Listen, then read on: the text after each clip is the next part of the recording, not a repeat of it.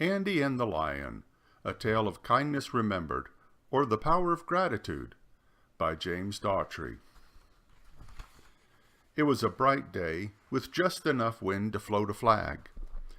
Andy started down to the library to get a book about lions. He took the book home and read and read.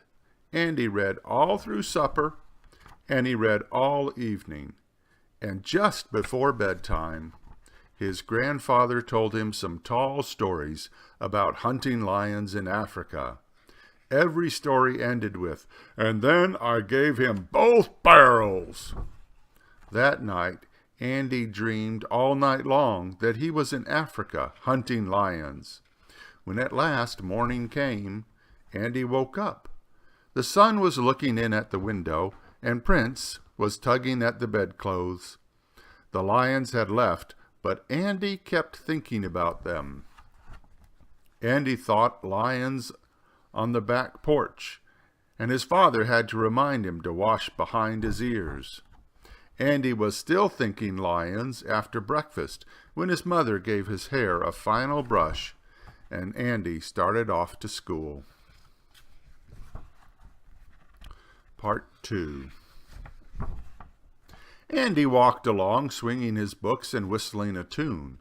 As he came to the turn in the road, he noticed something sticking out from behind the big rock just at the bend.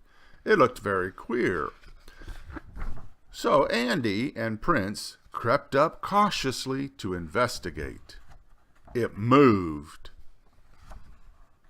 It was a lion. At this moment, Andy thought he'd better be going, and the lion thought so too. They ran and ran around the rock. Whichever way that Andy ran, there was the lion. Whichever way the lion ran, there was Andy. At last, they both stopped for breath.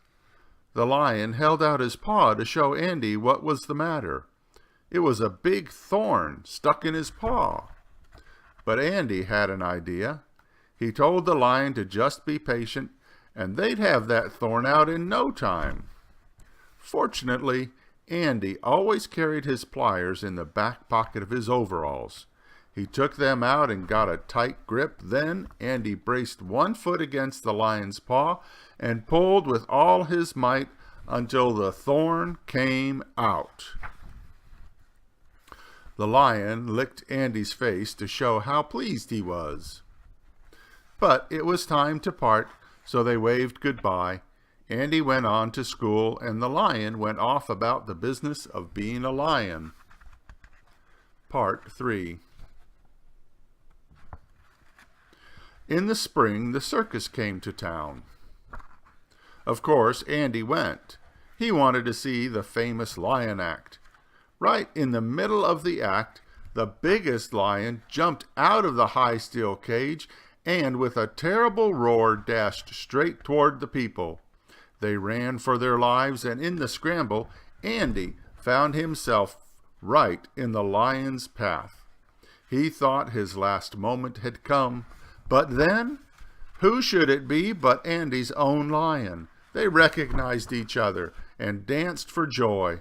When the crowd came back ready to fight the lion and capture him, Andy stood in front of the lion and shouted to the angry people, "Do not hurt this lion. He's a friend of mine."